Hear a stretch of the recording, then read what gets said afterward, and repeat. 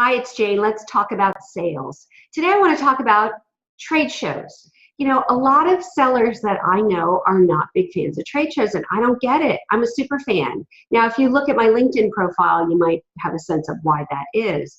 But I think the reason salespeople don't like trade shows is they don't know how to work them correctly. They don't understand that selling on the show floor is different from selling in the field. You don't have the kind of time to develop rapport that you have in the field. You have about 90 seconds on the trade show floor. So those discovery skills that you have around figuring out the opportunity, the resources, the decision-making criteria, the decision-making process, that stuff has to happen at an amped up speed, right? So you've got to be more prepared than you even are in the field. You got to know what those questions are that you need answers to figure out if this is a great opportunity. The other thing is, I find that salespeople sometimes don't understand that you've got to see the opportunity from the eyes of the customer. Here's what I mean by that. I have a client who regularly hires me to secret shop them at their biggest event. They take 300 people to fill this exhibit that's the size of a football field. And so we're always looking for opportunities to make them more effective in the space. And the benefit is that I also shop the competition, so they get an eye as to how they are positioning themselves against the competition. But here's the thing. Imagine somebody like me walking up to your exhibit with no idea where the right place is to enter, where the products are that are most important to me. Who would be a person that might be the one who could answer my questions?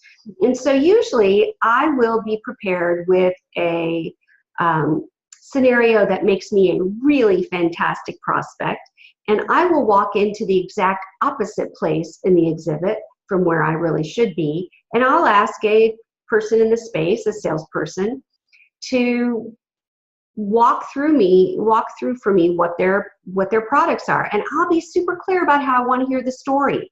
I might say to them, for a medical client, I'm interested in understanding what you have to offer from diagnosis to reporting in the hospital. I'll be that clear about how I want to hear the story. Most of the time, rather than tell the story the way that I've suggested it, a salesperson will tell it from right where we're standing, in their vertical space or in their product area, because that's where they're comfortable. And I get it. But when you are looking at the scenario from the eyes of the customer, that's not where you start.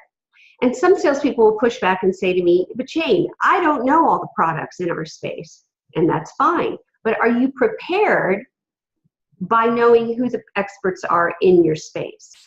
And do you take that client personally through the space or to that next person? Or like in my local grocery store, when I ask for something, the person goes, that's over in aisle 7, right? That's not good customer service. And those are the things that differentiate you in your space at a trade show. Here's one last tip. Always close the loop on the interaction. This particular client I was telling you about gets 10,000 leads at a show. That means that they have 10,000 conversations that might convert into an opportunity. What happens though for them was that 25% of those conversations ended up on a lead form that didn't have any or correct information about how to get in touch with the customer.